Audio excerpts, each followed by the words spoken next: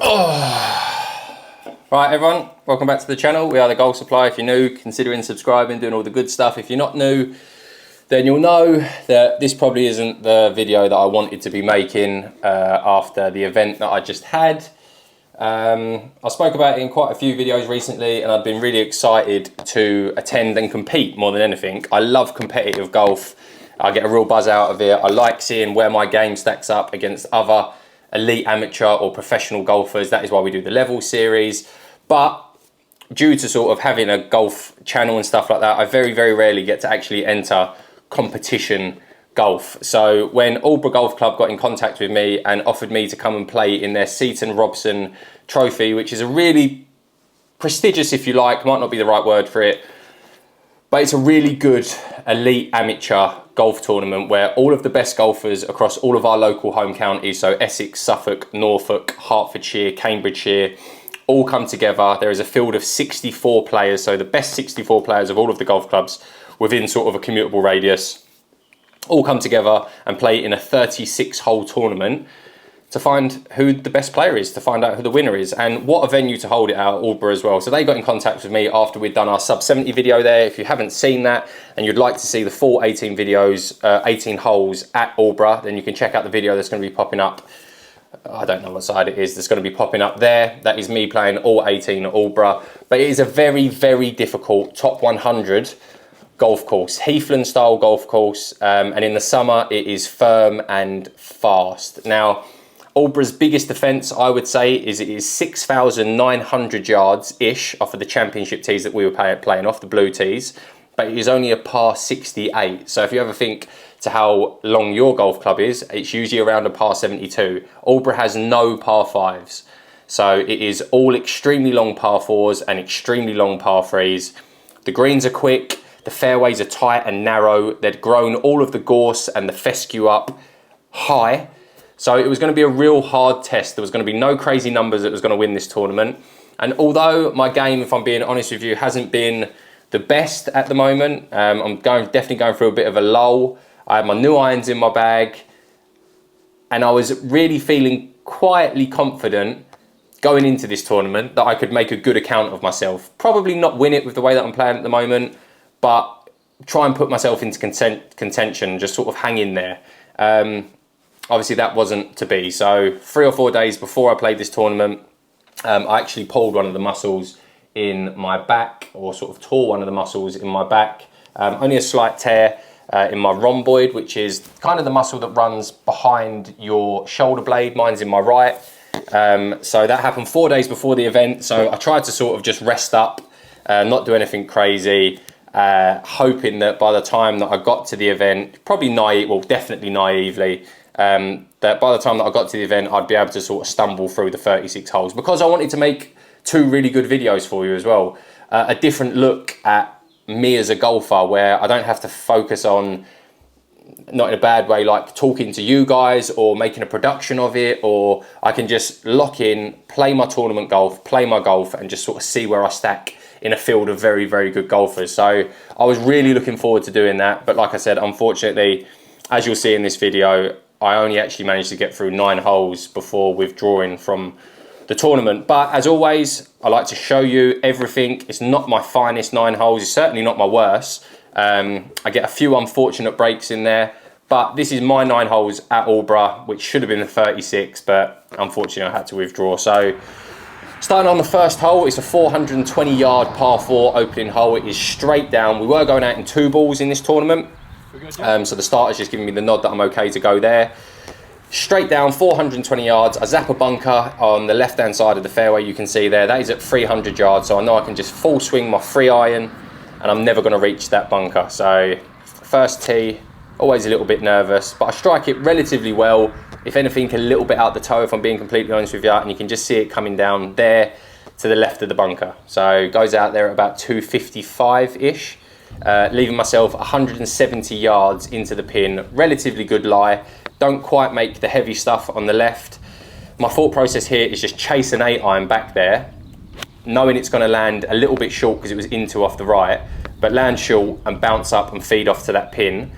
But that bit there was all sort of new turf that had been laid, and it was soaking wet, the only wet bit on the golf course, so it just digs its feet in and stops, unfortunately. Leaving myself right on the collar line between the new fairway, you can see the new turf that's been laid there, and the green. Uphill putt, slightly right to left, but not a lot in it, about 40 feet to start off with, which is never ideal. But I hit a really good putt here. It is tracking the whole way, but it stops one rotation short of going in. So there's nothing better, if anyone plays tournament golf, there's nothing better than a stress-free tap-in par on the first to settle the nerves, and that's exactly what I got here. So I just walk up and tap this in. So even par through one, a good start. Back is feeling okay at this point.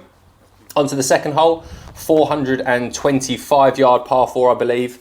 It goes straight down, sort of banks round to the left a little bit. There's a couple of fairway bunkers on the left-hand side that I zap at 255. So I'm trying to just hit a little draw with the wind off the right-hand side of the fairway and just let it feed back.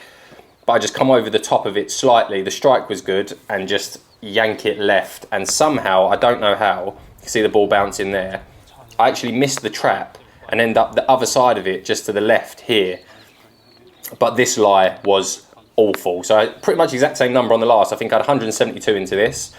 Downwind this time. The first was into wind, so downwind. So I'm just trying to chase an 8-iron. I try and hit down really steep on it, make good connection, but I don't get the same fortune as I do on the first, because there is no new turf there. So it bounces at the front of the green and feeds all the way off the back. The greens were lightning quick. Well, not lightning quick, but they were fast.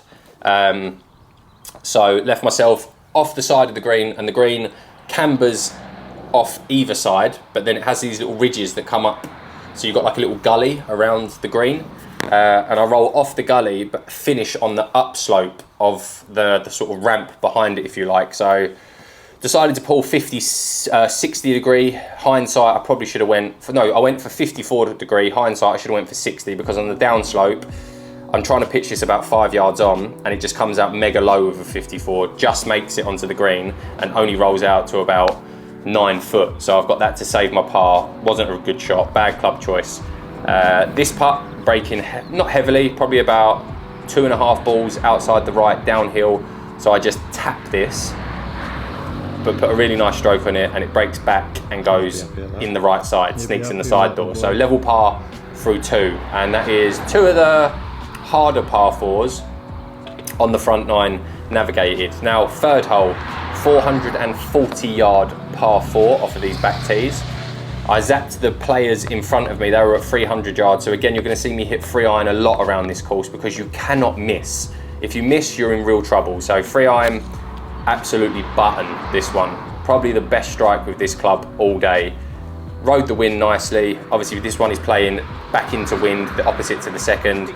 And there's a bunker up there at 300 yards that I'd zapped, so I know I was going to be short of that. But unfortunately, this is a stroke of bad luck. My ball actually finishes in someone's divot. I've got 187 yards into the pin. There's like a big red sign in the distance which sort of shows you the line to be hitting it. But my thought process is, on the pin sheet, this pin was middle left. So I try and punch a 6-iron short right of the green here, hoping it to draw a little bit more than what it actually does there. But I'm relatively happy with the shot, because with a back left pin, I think I'm just going to hit it short right and then be able to try and get up and down. Good tee shot. Not knowing that there is a big old bunker short right of this green, and I put myself in it. But this was unlucky. So 60 degree back flag, feeling relatively confident out of the bunkers at the moment. Hit such a good wedge shot, and it rattles the flag and just pushes it left down the slope of the green, which is the side you do not want to be with this pin. You want to be up on the right hand side because of this big ridge that my ball was rolled over. So 8.5 foot up over the crest of this hill and then back down. So I'm really trying to just dive over the top of the hill and let it feed down. You can see how softly I tap this putt, and it just up and then hits that slope and just rolls off to about 4.5 foot past the hole, which was annoying. So I've got this to save bogey now. Do not put a good putt. It makes me feel sick watching that back. Just push the life out of it, lip out to make double. So all that good work on the first and the second undone. Yeah, I was unfortunate to finish in the divot, but a free whack from 8 or 9 foot, however hard the putt is just no good. So Onto the signature hole, fourth. 149 yards this was playing. Big old green with all of the bunkers around it. You must have seen it if you've seen Aldeburgh Golf Club. Pin position on this was back right, as far back right as they possibly could do, but the slope where my ball lands here all feeds down to the right, and I do not know how it has stopped there. Second bad break of this round was this, because you'll see from this putt, it should all come back down to this pin. You can't go right at it from that pin position, because if you miss the green, you're never getting up and down there. So the play is to hit to the left of the flag, try and let it feed down, but it just didn't come down. Maybe I needed a little bit more club. But I'm aiming this about 15 foot outside the left, and I just don't quite get it high enough up the line. And you can see it just swooshes back down, leaving myself a 6-footer to try and save par. Now, you don't want a 6-footer to try and save par after you just free whack from 9 foot. So I had a really good read on this. It was just a ball outside right, firm, and I just didn't hit it and just miss it on the low side, which I can't stand doing. I hate doing that, missing on the low side. So I go to 3 over through 4, which obviously isn't the best of starts. So on to the 5th, 445 yard par 4. Bunkers down there on the left are at 338 yards. I zapped them and I hit a really good drive. So pill one down the left hand side, going straight at the bunkers, takes a little bit of a bounce into the light rough on the left hand side, but was a good drive.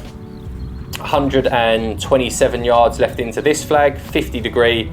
It's a back right pin on the pin location, so I'm just trying to punch one, land it just short of this pin because the green all cambers quite heavily down to the left, which I've done nicely. Landed it exactly, well, probably about 3 or 4 yards past where I wanted to land it, but it hits the green and feeds back down past the pin, leaving myself probably about 18 feet coming back for birdie. So my first real birdie look through these first 5 holes. Certainly not an easy one, and I'll be honest with you all, I was really struggling to read these greens. It's such subtle break that I actually played this one straight, and it ended up being slightly outside right to left, but the speed was bang on up to tapping distance. So roll that in to stay at 3 over through 5 now. So not the worst, 2 free putts, and to be 3 over through 5. The game was feeling okay. This is where it starts to go a little bit downhill, unfortunately. So 6th hole, dogleg left, par 4. Me and Westy deliberated a little bit about whether to hit driver or 3-iron. Went for driver. Sorry, there's no tracer on this one. But I overturn it a little bit and it ends up in the fescue on the left-hand side. You can see it bouncing there. Not far offline. On any other golf course, you'll probably stay in the fairway there. But the sliver of fairway as you get up there is no more than about 25 yards wide. So end up in the fescue here, 148 yards to the flag, trying to hit 9-iron. The lie was terrible, and it just grabs my club, hits that tree in front of me, makes it through it, but that is the shot right there where I could feel all of my right side start to get really tight, because obviously it grabbed my club, couldn't actually finish through how I wanted to finish through, so there was quite a lot of resistance there, and I just felt my back go a little bit. So leaving myself this 54 degree wedge, trying to get up and down for par, and actually hit a really good wedge shot here. Landed it exactly where I wanted to. You can see sort of a bit of a longer backswing there, and then just trying to sort of feed the club underneath, and it feeds out beautifully to about 1.5, 2 foot. So I can just tap this in for my par. Was actually a little bit nervous over this after 2 free whacks in a row, but managed to put a half decent stroke on it and find the middle of the cup. So remain at 3 over through 6. Then we move on to number 7, stroke index 1, 450 yard par 4 down the hill. The fairway is as tight as anything you've ever seen. And the last time I played this in sub 70, I ratted it to the left in the fescue. So I did not want to do that, but I ended up pushing this one out to the right. This here, my ball again is sitting right down in this fescue. And you can see on this shot, I don't commit to it and I come up and out of it because I'm scared of my club grabbing again. There, and I just end up topping it through the rough, putting into the gorse, so having to chip out sideways to the fairway. So I played my 3rd there, chipping out sideways into the fairway. I only had about 125, 130 yards in there, chipped out sideways. So I've got 87 here now, hit a 54 degree wedge, a really, really nice controlled flighted 54, get absolutely no spin whatsoever. I know I need new wedges, and it feeds out past the flag to about 14 foot, 13 foot to try and save bogey, which when you've been putting like I have been putting for the 3 holes, before then, my confidence was at an all-time low, and this just never looked like going anywhere near the hole. So unfortunately, go up, tap this one, or try to tap this one in for double, which would take me to 5 over through 7. Was really thinking I was going to miss this one as well, but thankfully managed to roll it in. So 5 over through 7, moving on to 8. 189 yard par 4 with the flag playing back right, so playing 196. I hit a really nice 6 iron here. Worried a little bit it weren't going to cover that trap, but it does cover it. Gets a nice little bounce on the green, and it all feeds back down to the right, this flag. So again, another good birdie look, and this is probably one of the better putts, apart from the second, it's probably one of the better putts I hit all day.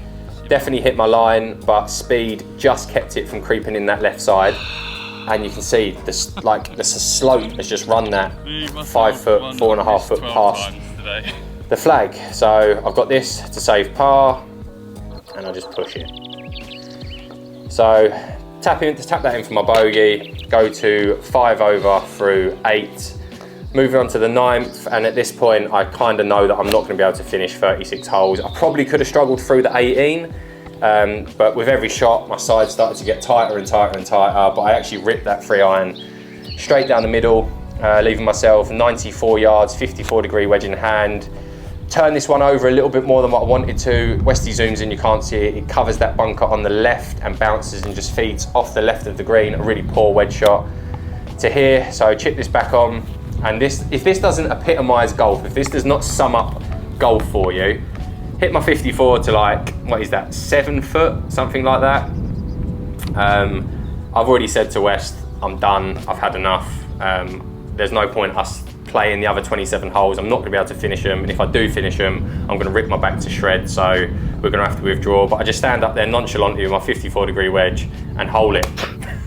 If that doesn't sum up golf, I don't know what does. So 5 over, I think it was, 5 over through the 9 with 3 free whacks.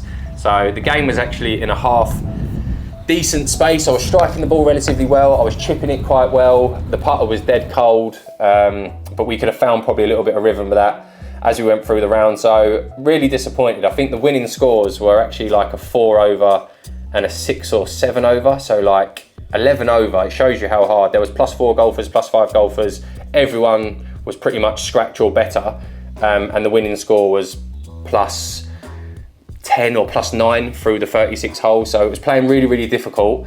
But with that little 3 iron in my bag and just being able to hit it out there at like 240, 250 and not put myself in crazy trouble, and with my wedges being half decent, I think I could have done a little bit of damage that day, but it wasn't meant to be. Listen, we'll run another competition. We're going to start planning some clutch events this year, which will document every single shot so you guys can see all of that. But disappointed, definitely a what could have been round, but at the same time, I could have done some serious damage to my back if I carried on playing for another 27 holes after that. So I hope you enjoyed the video. I do apologise. I'm genuinely sorry it's only 9 holes after me sort of hyping up this tournament for a few videos now. The back's doing absolutely fine, just a little bit of rest and I will be all good to go. But like I said, subscribe to the channel if you've enjoyed this video.